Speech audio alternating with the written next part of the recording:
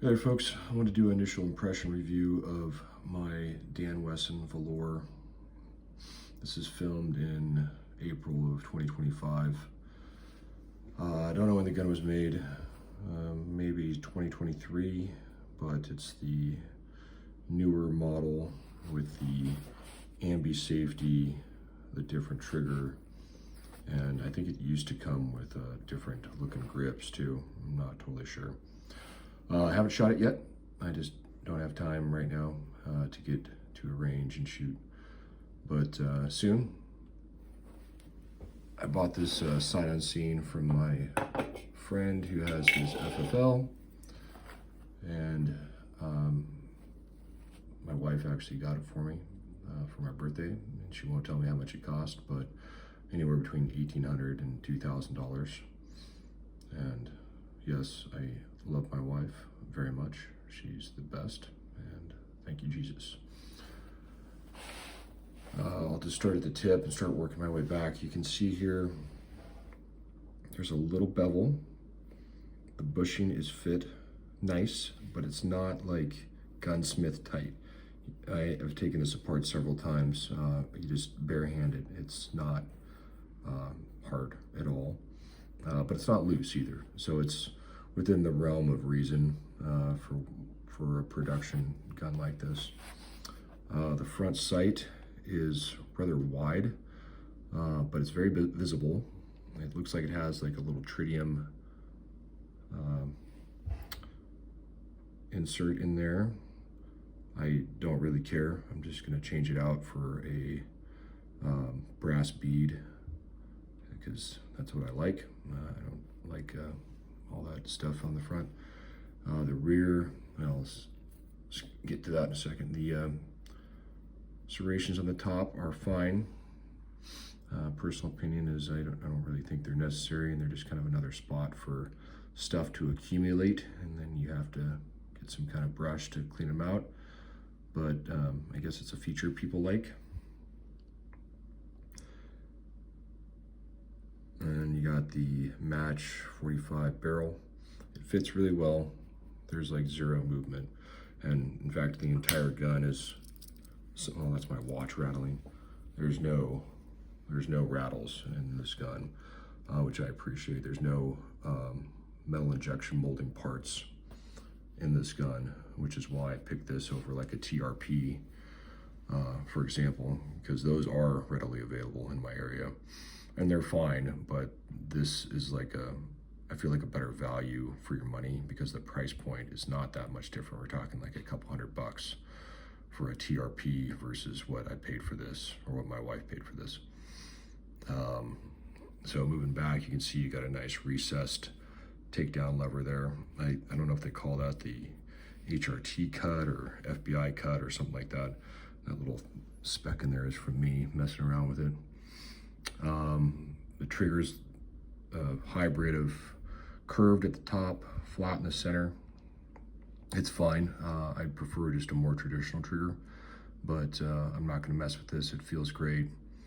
It's got serrations, a over travel adjustment in there, and it feels fine. It's a pretty good length. My hands are like in the XL range, and so you can see there the safety, and then the trigger reach is pretty much right on for what I prefer in guns. I've shot 1911s, I've just never owned one, so this is kind of right in my wheelhouse. But I could definitely see myself trading this out for something a little more traditional in the future. So moving back again, you can see the Valor label there. I like that it's a very simple slide. There's not a lot of roll marks and badges on here. It's clean, which I very much appreciate. The takedown lever is nice. I've heard that's like an EGW sourced part. I don't know, but it's got serrations on it. It's fine. Again, with the way I shoot is I index it with my index finger, and that's how I drop the slide typically, and it works fine. I have no issues with that. It's not anything to complain about. The mag release is checkered and also very nice. I have no problem getting it there with my grip, and it's got a little bit of grit, just a little bit, but it's not super heavy, it's not super light. It's probably in the ballpark of where you'd want it to be. As you can see there, it's not a crazy extended mag release either, which is nice. And then speaking of which, since we're in that area, you can see the undercut beveling they did there. Nothing so far I've found is super sharp on here. They've done a pretty good job of getting rid of all the sharp edges. You can even see on the barrel bushing there, there's a little bit of a chamfer on that guy. So I like those details, especially for this much money. And keep coming back, the checkering on the front and back strap, I believe are 25 LPI, which is fine. The TRPs, for example, are 20. I don't really have a preference. I'd prefer these just because they look a little cleaner than the 20s to me. And it just feels a little bit more luxurious in your hand. But functionally, they work just as well as the Springfield model. But this was a must for me. I find the smooth front part of the grip annoying because I depend on that to shoot the gun. Back here, start up here. These are very fine but functional serrations. They're vertical, they're even, they're very nice. No complaints there. Safety, again, it's very positive. I haven't noticed any wiggle in the down or the up. It's not one of those safeties that's so tight that you have to break it in. It came very smooth out of the box. And that to me is probably the most exciting thing, is I was very nervous that I wasn't going to get a good safety, because you just don't know. And that's just kind of a big deal, and it reflects poorly on the gun if you have a loose safety or a wiggly safety, in my opinion. And so I was glad to see that wasn't an issue. And you can see the hammer. I don't really know anything about hammers in terms of quality, but this is a hammer. It works well. The only other quality issue that I noticed here, and if you can see the U-notch, let's see if I can get that to focus a little better. You got serrations on the U-notch. Again, the sights are a personal preference thing. It's whatever. I think these are adequate for a rear. The back of the slide here, a little bit proud on the ejector.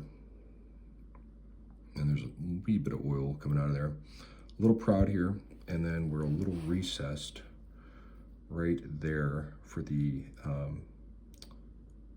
I'm sorry, so the extractor's a little proud, the ejector is a little recessed. And you can probably see that lip right there. Not a big deal.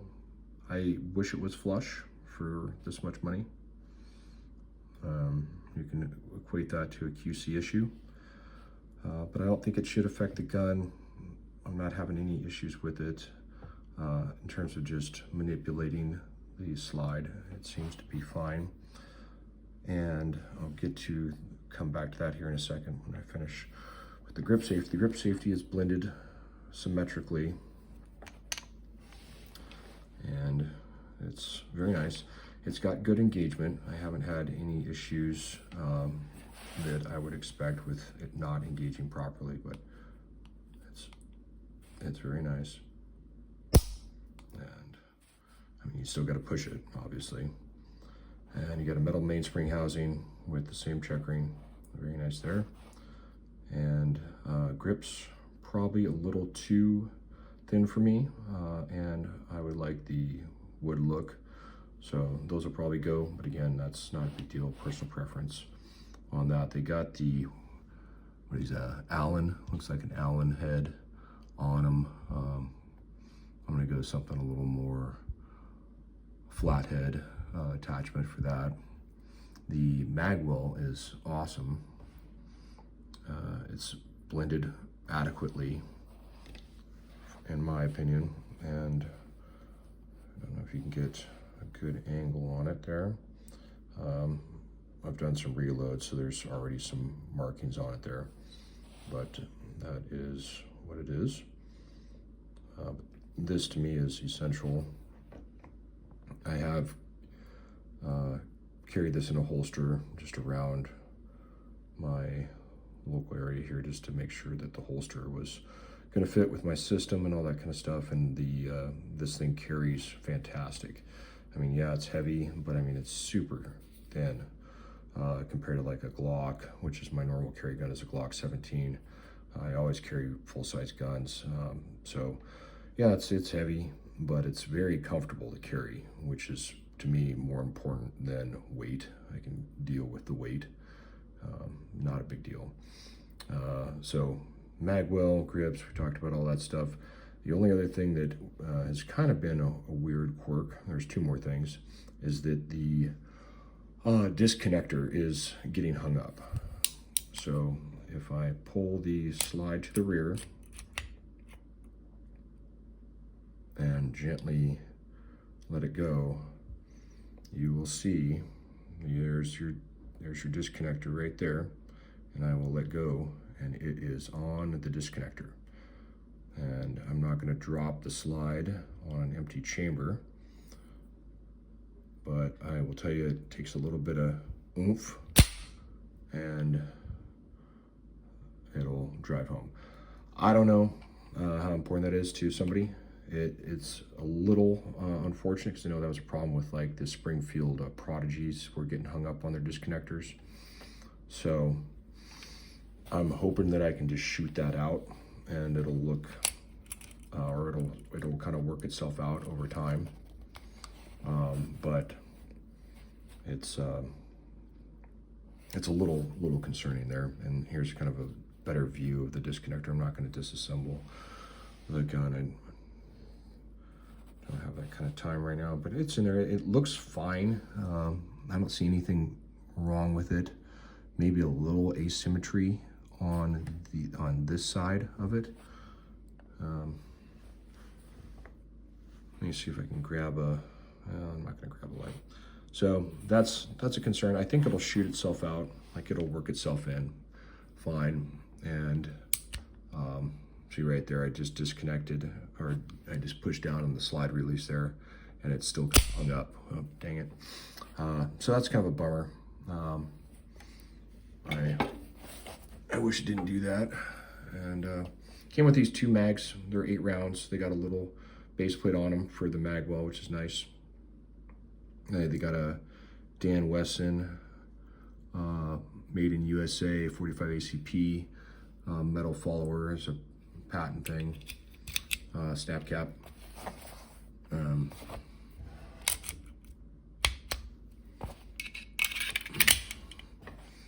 just going to do this so I don't accidentally drop on an empty chamber again. Just trying to show you that disconnector a little bit better. The light is fading in my home.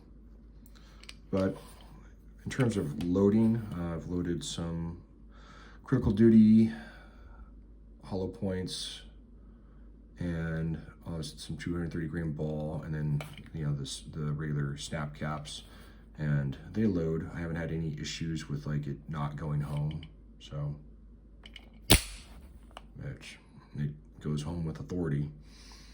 And the ejection with the snap caps seems to be fine, and I'll deal with that at a different time when I start firing the gun.